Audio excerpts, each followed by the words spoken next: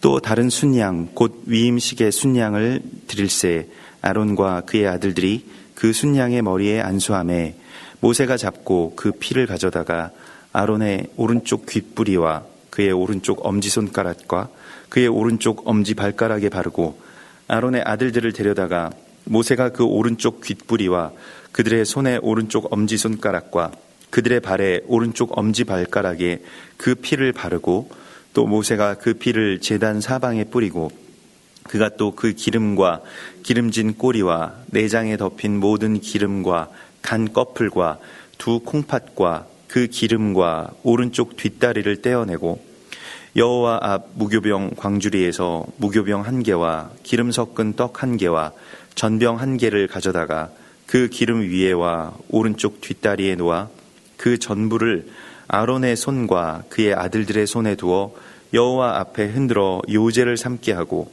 모세가 그것을 그들의 손에서 가져다가 제단 위에 있는 번제물 위에 불사르니 이는 향기로운 냄새를 위하여 드리는 위임식 제사로 여호와께 드리는 화제라. 이에 모세가 그 가슴을 가져다가 여호와 앞에 흔들어 요제를 삼았으니 이는 위임식에서 잡은 순양 중 모세의 몫이라. 여호와께서 모세에게 명령하심과 같았더라. 아멘. 이스라엘 백성들에게 하나님께서 이 성막을 주시고 또 그 성막의 마지막 그 부분 또한 성막의 완성이라고 할 수 있는 이 제사장을 세우시는 것은 그들로 하나님의 백성이 되게 하고 또한 하나님께 가까이 오는 권세를 얻게 하여 주심과 같은 것입니다. 오늘 그 순양, 그 위임식의 그 순양을 드릴 때에 제사장들을 속하게 하는, 그러니까 제사장들의 오른쪽 귓뿌리와 또 오른쪽 엄지손가락과 그 오른쪽 엄지발가락에 그걸 바르게 되는 모습을 우리 가운데 보여주십니다. 위임식이라고 하는 것을 제사장 위임식 할 때 이 위임식이라고 하는 말을 그 히브리 말로 밀루라고 합니다. 근데 이 밀루라고 하는 것은 그 보석을 박다라고 하는 그런 뜻을 갖고 있다고 합니다. 그러니까 모든 것의 어떤 완성이죠. 봉헌하는 것. 그래서 그것이 이제 그 어원이 말레에서 나온 것인데 말레는 충만하다, 완성되다라고 하는 그런 뜻입니다. 마찬가지로 어떤 그 뭐 왕관이나 반지나 그 마지막 지점에서 보석을 이제 박으면 그게 이제 완성이 되는 것이죠. 가장 중요한 또 가장 귀한 일들을 지금 하고 있는 것입니다. 그러니까 제사장은 이 성막의 마지막 그런 완성이 됩니다. 그래서 이 완성이라고 하는 것, 이 충만이라고 하는 것, 이것이 이제 제사장의 위임식으로 나타나는 것이고요.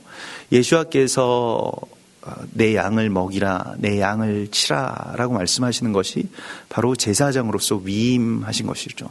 또한 승천하시기 전에 제자들을 부르시고 또한 땅끝까지 이르러 나의 증인이 되라고 명령하신 것도 역시 위임식입니다. 제사장으로서 하나님의 나라의 거룩한 왕과 같은 제사장으로서 부르시는 것이죠. 그런데 오른쪽 귓불이 또 엄지손가락, 오른쪽 엄지발가락에 바르는 것, 그 피를 그렇게 바르는 것은 그 각각의 어떤 의미를 갖고 있겠습니다. 오른쪽 귀는 결국 그 바르게 듣기 위함이죠. 제사장은 또 왕은 하나님의 말씀을, 하나님의 음성을 듣는 자입니다. 이 듣는 마음을 내게 주사라고 솔로몬이 그렇게 일천번제 후에 하나님께 자신의 소원을 아뢰었죠. 듣는 것이 가장 관건인데요. 우리가 잘 보면 내가 말을 하는 것을 좋아하지 듣는 것을 아주 즐겨하지는 않습니다. 하나님께도 마찬가지인데요. 하나님의 음성을 우리가 잘 들으려고 해야 되는데 그 위대한 선지자였던 엘리야조차도 호렙산에 가까스로 다다라서 거기에서 세미한 음성, 세미한 가운데 주시는 하나님의 음성을 들을 수가 있었죠. 그 전에는 그냥 자기의 뜻이, 자신이 하나님과 이제 교통한다라고 해서 자신의 뜻이 하나님의 뜻이겠거니 하고 짐작하고 있었을 뿐이지 진정한 하나님의 음성을 듣지 못했다는 것입니다. 자기 혼자 있습니다. 계속 그 엘리야가 주장하는 것은 나만 홀로 남았습니다 라고 하는 것이죠. 그러나 세미한 음성 가운데 들었을 때에 바알에게 무릎 꿇지 아니한 7,000명을 남겨두었다라고 말씀하시고요. 세미한 음성을 들었을 때에 막 어떤 국가적인 전체 수천 명 또 수백 명과 상대하고 이러한 것이 아니고 한 사람 한 사람 찾아가서 그를 위해서 기름 부어서 세워주는 그 사역, 하나님께서 말씀하시고 하나님께서 뜻하신 것의 그 참된 본질을 그렇게 깨닫게 되었다는 것입니다. 그러므로 우리가 다시 주님께서 나의 귓불이에 피를 바르셔서 주의 보혈을 그렇게 인쳐주셔서 나의 귀가 열리게 해달라고 주님께 기도해야 됩니다. 정말 주님의 뜻이 무엇인지, 주님이 내가 어떻게 사는 것을 원하시는지, 어떻게 사역하는 것을 원하시는지를 계속해서 귀를 기울이지 않으면 나중에는 무엇인가 자신의 일에 취하게 되고 자신의 사역에 취하게 되고 자신의 의에 취하게 되는 것입니다. 하나님의 뜻이 무엇인지도 모른 채로 그렇게 달려오는 경우가 참 많이 있죠. 특별히 사역자들의 경우에 있어서도 그것이 옳은 일이고 또 의로운 일이고 꼭 필요한 일이고 많은 사람들이 요구하는 일이기 때문에 하는 경우가 많이 있습니다. 하나님이 무슨 말씀을 하시는가, 이것에 대해서 들어보자라고 하는 것이 굉장히 중요한 것이고요. 왜 우리가 잘 듣지 못하는가 하면 내 뜻이나 지금 현재의 상황과 다른 말씀을 하나님께서 하시거나 또 하실까 봐 그 말씀을 잘 듣지 못하는 경우가 굉장히 많이 있죠. 하나님께서 우리에게 내가 생각하는 것과 다른 방향의 말씀을 주신다라고 한다면 이제 그것을 들을 수 있는 순종의 전제가 돼야 하나님의 음성을 들을 수가 있거든요. 하나님께서는 우리 예수와께서 그러신 것과 같이 또 선한 길로 우리를 인도해 주시지만은 그러나 우리가 생각하지 못했던 또 방향으로 우리를 이끄실 때도 있기 때문에요. 그래서 그 방향 또한 그 음성, 주님의 세미한 음성을 들을 수 있는 귀를 열어주소서라고 하는 것을 우리가 계속 주님 앞에 기대하고 또 간구해야 할 것입니다. 우리가 듣지 못함에 대해서 가장 안타까워하시는 분이 바로 예수와이시죠. 그래서 심히 안타까워하시면서 우리의 귀에 손을 대시고 또 에바다, 열리라 라고 이렇게 말씀을 하시는 주님의 음성을 우리가 듣게 되는 것입니다. 또한 엄지라고 하는 것은 이제 어떤 손의 가장 힘이죠. 그래서 무엇을 행하는 것, 또 행함에 있어서 그것을 잘 받들기 위함이고요. 이 엄지는 용사의 그 힘의 근원입니다. 칼을 잡기 위해서는 엄지손가락이 있어야 되죠. 그러니까 그 대적을 이제 그 전쟁을 할 때 우리가 사사기에서도 보면 아도니베섹이라고 하는 그 적군의 군대 장관의 엄지손가락을 이제 베는 장면들을 보게 됩니다. 그게 칼을 다시는 쥐지 못하게 하는 것이죠. 전쟁 포로가 되면 완전하게 패배하고 굴복하는 그 표현이 바로 엄지손가락을 베는 것입니다. 마찬가지로 이제는 내 이 손으로 나를 위해서 살았던 것, 또 나의 힘을 주장하면서 살았던 것을 하나님께 드리는 것이 바로 엄지손가락에 피를 바르는 것과 같은 일입니다. 발가락도 마찬가지인데요. 오른쪽 엄지 발가락도 마찬가지인데 이것은 그 발가락이라고 하는 것도 이제 우리가 그 걸을 때에 있어서 가장 이 마지막 지점에 힘을 주게 되는 곳이죠. 실제로 발가락에 이상이 생기면 제대로 걸을 수가 없습니다. 그래서 포로된 자들이 잘 도망가지 못하게 하려고 엄지 발가락을 그렇게 절단하는 그 일들을 했다고 하는데요. 이거는 이렇게 오른쪽에 가장 사람의 이제 바깥쪽이라고 여겨지는 것이거든요. 그래서 자신의 정체성을 드러내는 것이고 내가 완전히 주님께만 사로잡힌 자입니다라는 것을 고백하는 표가 바로 이 피를 바르는 제사장의 오른쪽에 피를 바르는 그런 행위입니다. 사도 바울이 고백했던 것과 같이 내가 주님께 잡힌 바 된 그것을 나는 잡으려고 달려갑니다 라고 그렇게 말하지 않습니까? 가장 중요한 것은 제사장으로서 내가 나의 주관이나 나의 생각대로 움직이지 않고 하나님의 세미한 음성을 듣고 온전하게 순종하고 또 나의 발걸음도 나의 손도 그렇게 주님께서 주관하시는 것을 고백하고 또한 그것을 구하는 것, 그것이 바로 제사장의 위임 예식 가운데 있는 이 피를 바르는 것이 되겠습니다. 또한 제사장의 몸이 성결하게 구별되었음을 선포하는 것이기도 하고요. 제단의 뿔에 피를 바르는 것과 같이 제사장의 몸도 성전이기 때문에 그 제사장의 몸의 중요한 그 부분에 피를 바름으로써 그가 완전히 성별되었음을 그렇게 선포하고 있는 것이죠. 로마서 6장 11절에서 이와 같이 너희도 너희 자신을 죄에 대하여는 죽은 자요 그리스도 예수 안에서 하나님께 대하여는 살아있는 자로 여길지어다 이렇게 말씀을 하셨습니다. 그러므로 우리가 하나님 안에서 무언가 죄가 우리를 계속해서 찾아내려고 하고 우리를 부르고 우리를 주관하려고 할 때 나는 그 죄에 대해서 죽은 자임을 선포합니다 라고 하는 이 고백으로 나아가야 할 것입니다. 나는 죽었습니다. 나는 이 죄에 대해서 죽었습니다. 이 죄를 주장하던 또 이 죄를 마구 쥐고 흔들려고 했던 나의 모든 것들은 그리스도 예수와의 피로 완전히 다 소멸됐습니다 라고 하는 것을 이제 선포할 수 있는 권세가 우리 가운데 있다는 것입니다. 기름과 기름진 꼬리와 내장에 덮인 모든 기름, 간꺼풀 두 콩팥 그리고 오른쪽 뒷다리를 떼어내고 그것을 이제 제단에 태워서 드리게 되는데요.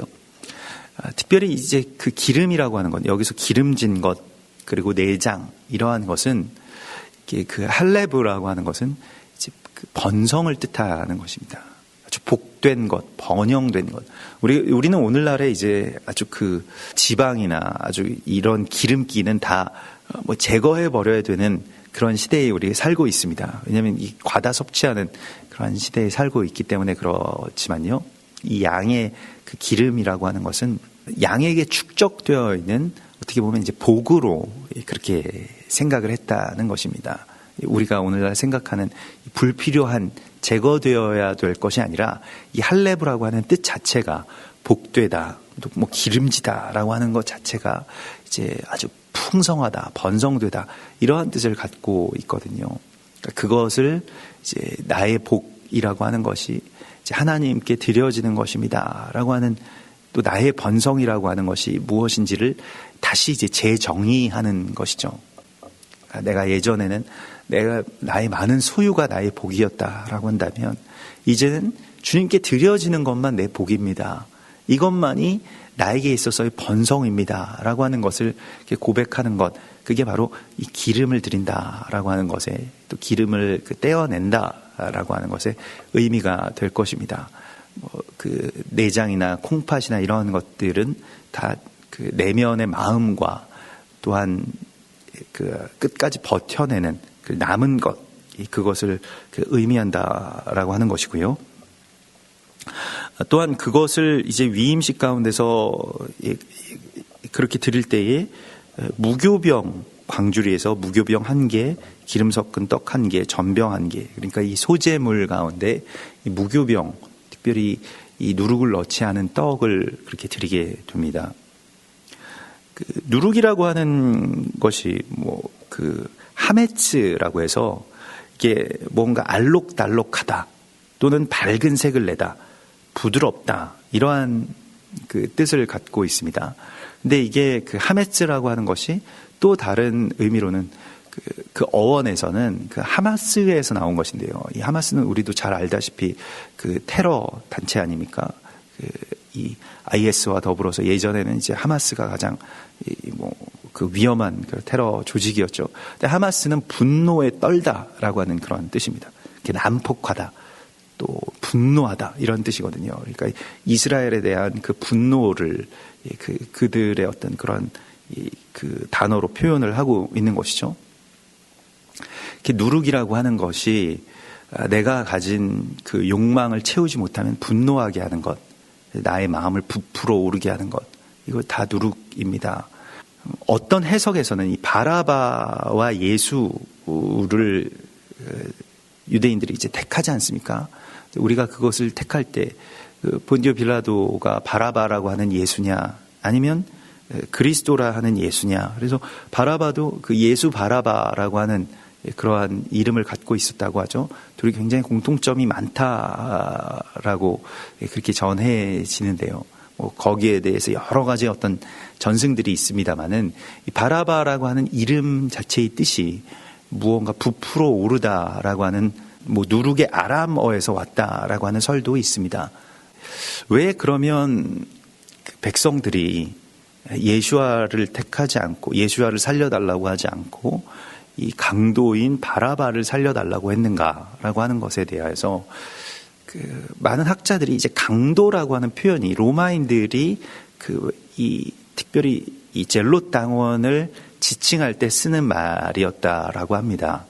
그러니까 젤롯 당원이라고 하면 지금으로서는 아주 굉장한 그 좌파의 어떤 우두머리였다는 것이죠. 그러니까 당시에 반정부적인 그 역할을 하는 그 좌파의 우두머리가 바로 바라바였다고 합니다.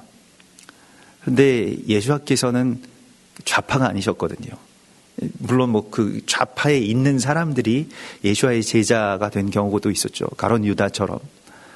그러나 예수님께서는 반정부 투쟁을 하시지도 않고 또 세금을 내지 말아야 된다라고 말씀하시지도 않고 이 로마의 이 통치나 헤로드 왕의 정책에 대해서 공식적으로 무엇인가를 굉장히 반박하는 말씀을 한 번도 하신 적이 없다는 것입니다. 오히려 이 바리새인들이나 이 사내들인 공의회에서 싫어하는 일들, 안식일을 도발하신다거나 이러한 일들을 이제 하시면서 이제 그들의 어떤 그 공분을 사게 된 것이죠. 반면에 이제 바라바라고 하는 예수는 백성들이 가장 좋아하는 것. 오늘날에도 이런 이 백성들의 어떤 이 먹먹한 마음들이나 안에 있는 분노들을 이렇게 이용하는 게 또 그 정치적인 어떤 지도자들이나 어떤 그런 세력들이 아니겠습니까? 근데 그런 걸 이용해서 자신의 어떤 지지를 얻는다라고 하는 것은 이제 나라를 온전하게 이렇게 생각하고 또 그것에 대해서 애통해야 하는 마음에서 나온 것이 아닌 경우가 많이 있죠. 거기에서 우리가 좀 잘 분별해야 되는데 지금은 백성들이 마치 이 앞에 선 것처럼 누가 예수아이고 누가 바라바인지, 누가 하나님의 아들이고 누가 거짓된 선지자인지를 분별할 수 없는 시대에 살고 있습니다. 당시에도 그랬는데요. 당시에 백성들이 잘못된 선택을 한 것과 같이 오늘날에도 그렇게 선택을 할 수가 있다는 것이죠. 왜냐하면 이 선과 악이라고 하는 것이 교묘하게 뒤섞여 있고요. 또한 어떻게 보면 선이 악처럼 보이고 또 악한 것이 굉장히 선하고 정의로운 것처럼 보이는 어떤 그 미혹 속에서, 이게 말세의 어떤 징조이죠. 그러한 그 미혹 속에서 우리가 살아가고 있기 때문에 가장 중요한 것은 우리의 판단을 이제 완전히 다 내려놓아야 된다는 것입니다. 나는 좌익도 아니고 우익도 아니고 나는 하나님의 편입니다 라고 하는 것을 먼저 선포해야만 들을 수 있는 음성이 있습니다. 근데 우리가 너무 자신들의 입장에 말하자면 사로잡혀 있기 때문에, 경도되어 있기 때문에 하나님의 음성을 들을 수가 없죠. 자기 주장이 너무 강해가지고요. 하나님이 지금 말씀하시는 것이 무엇인지를 제대로 들을 수가 없는 시대에 살고 있습니다. 당연히 하나님께서 이걸 원하신다라고 생각하고 그걸 그냥 주장하고 끝내버리죠. 거기에서 빠져나오지 못하게 됩니다. 이게 굉장히 무서운 것입니다. 특별히 어떤 정치적인 성향이나 이념이나 이런 것에 있어서 무서운 지점은 좌로 치우치거나 우로 치우치거나 다 하나님의 음성을 들을 수가 없다는 데 있습니다.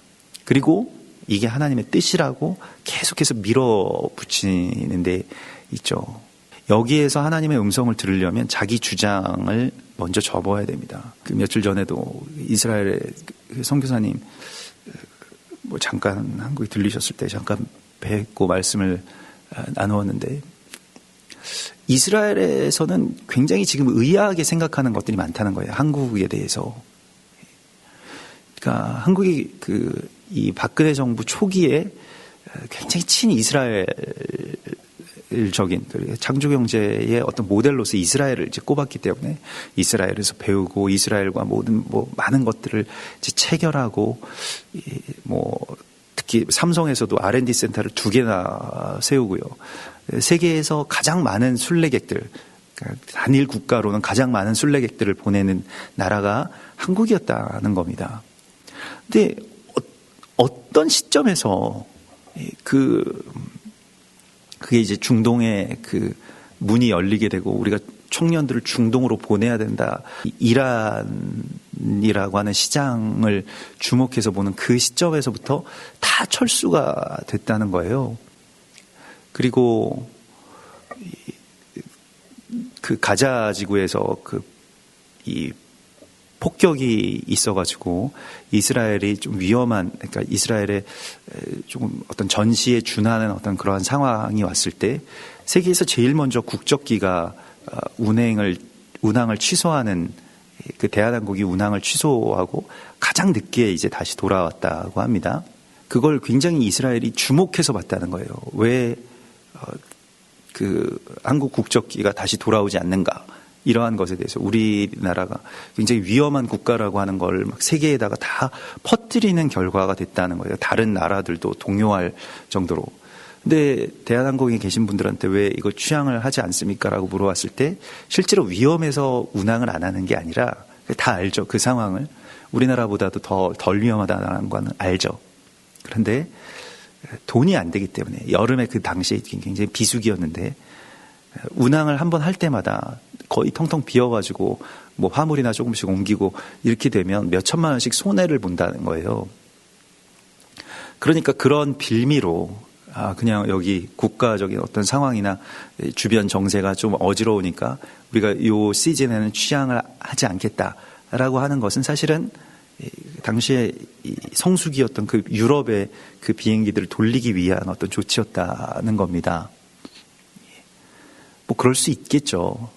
그러나 하나님이 보시기에 이제 그러한 것들도 이제 그 이스라엘에 대해서 그런 식으로 이제 대하는 것이 계속 반유대주의의 어떤 이 뿌리와도 같습니다. 반유대주의의 뿌리는 결국 욕망에 있거든요. 그러니까 이스라엘을 자신들의 욕망으로 이용하려고 하는 것에서 반유대주의가 항상 나오게 됩니다. 그런 일들이 있었을 때 그 이후에 이 대한항공이 지금 어떻게 되고 있는지를 보십시오. 바로 조현아 그 사건이 터지게 됩니다. 그 이후에 바로 그 세계 최대의 해운사인 한진해운이 부도를 맞고 해체됩니다. 현대상선과 한진해운 2개가 다 부실했는데 그중에 모든 사람들이 다 현대상선이 그 부도를 맞을 거다라고, 정부에서 지원을 하지 않을 거다라고 이렇게 생각을 했는데 한진해운이 그렇게 됐다고 합니다. 지금도 대한항공도 거의 위험한 상태에 있죠. 삼성도 마찬가지고요. 우리가 전에도 나누었던 것과 같이 그 반유대주의로 이 자신의 경영권 세습을 위해서 그걸 몰아갔을 때 엘리엇이라고 하는 유대계 자본을 이제 유대계 자본으로 그걸 몰아가서 자신들의 그 승계를 정당화했을 때 이스라엘에서 그걸 다 보고 있었다는 거예요. 이스라엘 가장 이것 때문에 이스라엘이 너무 많은 고난을 겪었기 때문에 이거 굉장히 민감하게 생각하는 부분들이 바로 이런 부분들이라고 합니다. 네, 결국에는 이렇게 되었고요. 그래서 어찌 보면 촛대가 옮겨진 것 같다. 이스라엘의 회복의 촛대를 한국에서 이렇게 정말 세계에서 가장 많은 중보자들도 들어가고 또 기도의 집도 섬기고 했는데 지금 중국이나 중국에서 들어가는 사람들한테는요, 이스라엘에서 비자를 10년짜리 비자를 내준다고 합니다. 한국은 1년짜리도 주지 않습니다. 일본의 아베 총리는 그 당시에, 그러니까 한국이 이스라엘에서 발길을 끊는 그 당시에 이스라엘의 중동 국가 순방 가운데 가장 먼저 방문을 했습니다. 거기서 자기 경제인들 300명 넘는 경제인들을 다 데리고 가서 이스라엘에 가서 대테러 기금으로 200억 불을 내놓겠다 이렇게 이야기를 했다고 합니다. 근데 그 200억 불을 내놓겠다고 하는 이스라엘 순방 도중에 IS에서 일본인 인질들을 잡아가지고요 200억 불을 몸값으로 내놔라 이렇게 이야기를 했다는 거죠.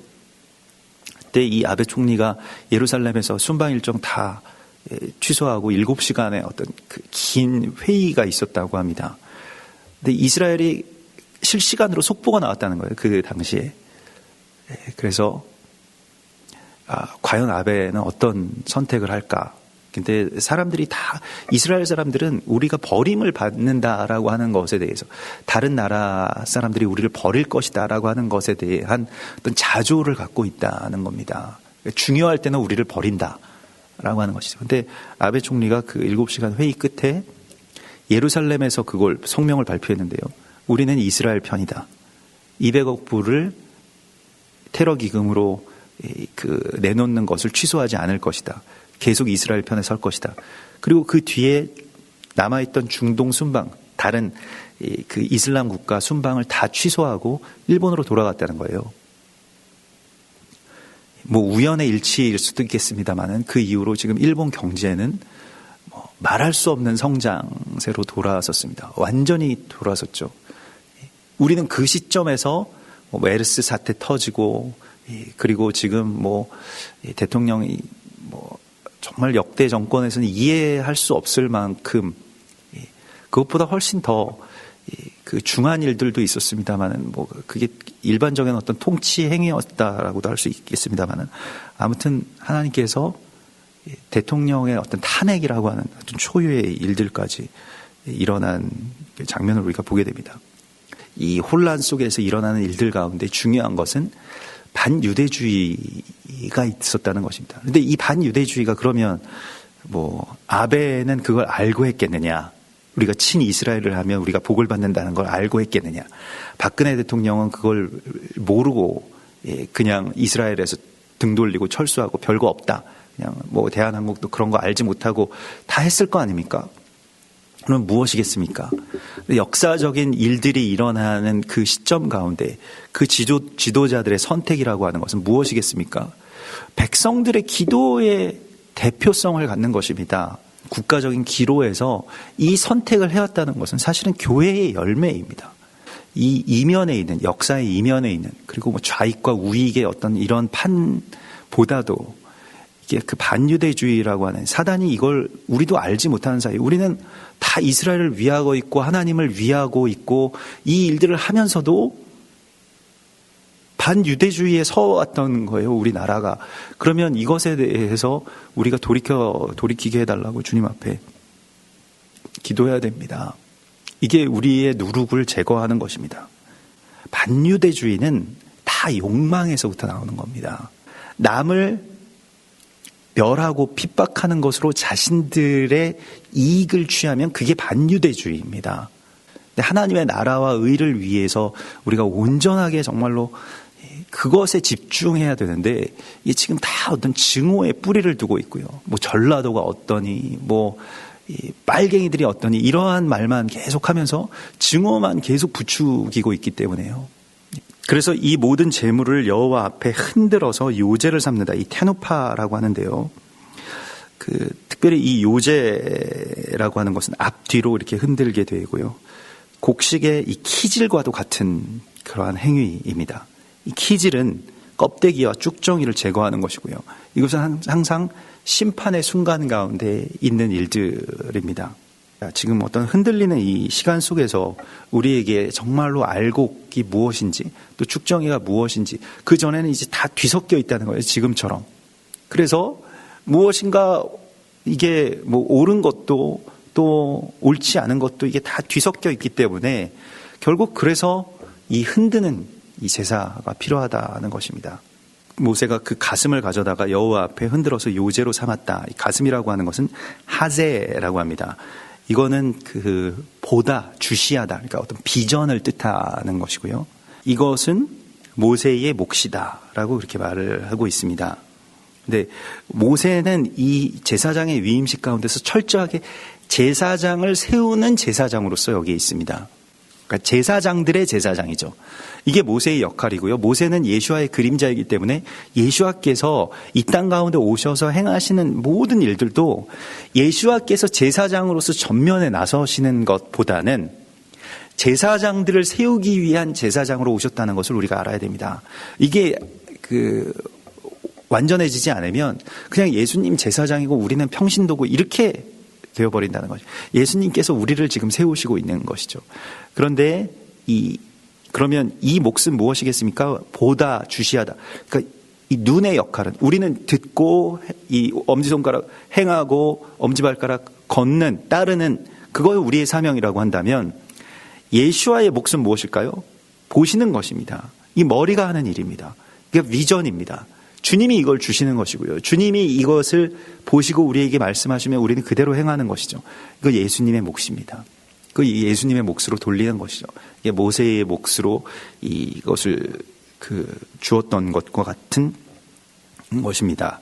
우리는 그것을 모든 것들을 다 태우고 또 다 하나님 앞에 온전하게 드리는 것이고요. 제사장들의 몫이 무엇입니까? 오른쪽 뒷다리가 나오게 되는데 여기서 그러니까 모세의 몫은 가슴 쪽이고 제사장의 몫은 오른쪽 뒷다리다 이렇게 나와 있습니다.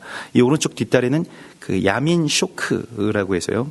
이것은 무언가가 넘쳐 흐르다, 넘쳐나는 어떤 힘 또는 그런 넘쳐 흐르다라고 하는 그런 뜻을 갖고 있다고 합니다.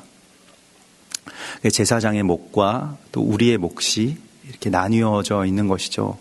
예수와께서 그 비전이 되시고 우리가 그렇게 주님 앞에 드려지게 되는 것. 그래서 주님은 우리의 묵시가 되시고요. 또한 우리는 그 묵시의 실현이 되는 것입니다. 실제로 성경에 있는 모든 묵시의 완성이라고 할 수 있는 이스라엘의 회복과 이방인과의 하나됨, 그 원유맨의 이야기가 완성되는 시점 가운데 우리가 있습니다. 물론 이것을 우리가 어떻게 보면 이 땅끝에 이 새 나라가 주도하는 것은 결국에는 아주 성경적인 예언이 선포되고 성취되는 것이죠. 일본과 중국이 지금 그러한 사명 가운데서 부르심 가운데서 응답하고 있습니다.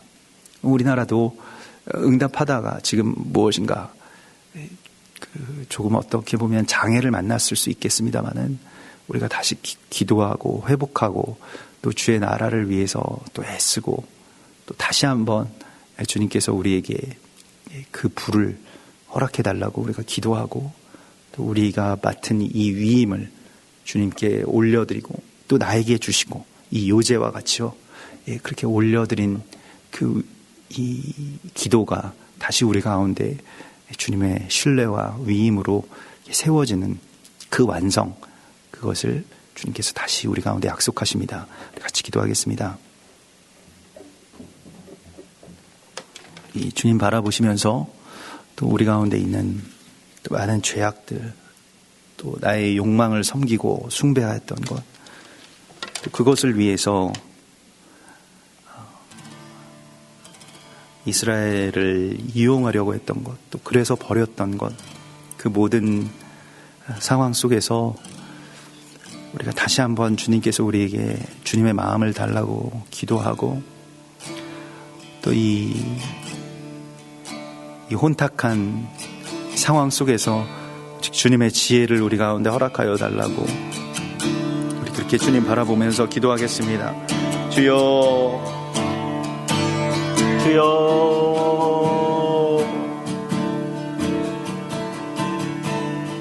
주여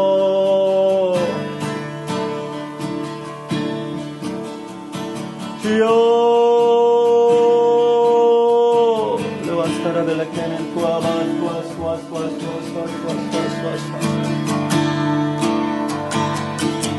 주여 우리를 불쌍히 여기소서. 우리를 불쌍히 여기소서. 우리를 불쌍히 여기소서. 주여,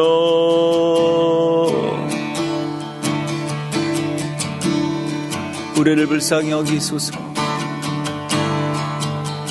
주여, 우리를 불쌍히 여기소서.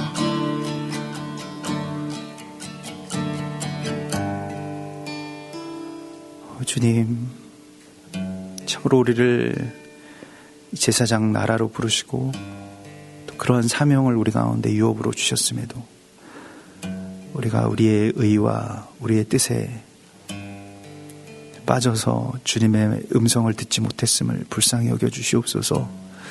다시 한번 우리의 귀와 손과 발에 주의 피를 부어주시고 온전히 주의 뜻을 따라서 우리가 사역하는 그러한 귀한 제사장의 사명을 회복하게 하여 주시옵소서. 특별히 우리의 욕망을 붙들므로써 이스라엘을 버렸던 것들을 주님 앞에 회개합니다. 주님, 우리를 불쌍히 여겨주시고 또 다른 많은 상황들에 고려하여서 우리의 생각과 우리의 판단대로 주님의 뜻을 저버렸던 것을 주님 용서하여 주시고 우리들 다시 회개의 깊은 원점 가운데로 돌아갈 수 있게 하시고 다시 우리를 세워주셔서 제사장의 거룩한 기름 부으심으로 아론과 그의 아들들이 나왔었던 것과 같이 우리들도 그러한 변화가 있게 하여 주시옵소서. 오늘도 우리를 인도하여 주실 주님을 기대하고 찬송하며 거룩하신 예수 그리스도의 이름으로 감사하며 기도드리옵나이다. 아멘. 하늘에 계신 우리 아버지시여, 이름이 거룩히 여김을 받으시오며 나라의 임하옵시며 뜻이 하늘에서 이룬 것 같이 땅에서도 이루어지이다. 오늘날 우리에게 일용할 양식을 주옵시고 우리가 우리에게 죄 지은 자를 사하여 준 것 같이 우리 죄를 사하여 주옵시고 우리를 시험에 들게 하지 마옵시고 다만 악에서 구하옵소서. 나라와 권세와 영광이 아버지께 영원히 있사옵나이다. 아멘.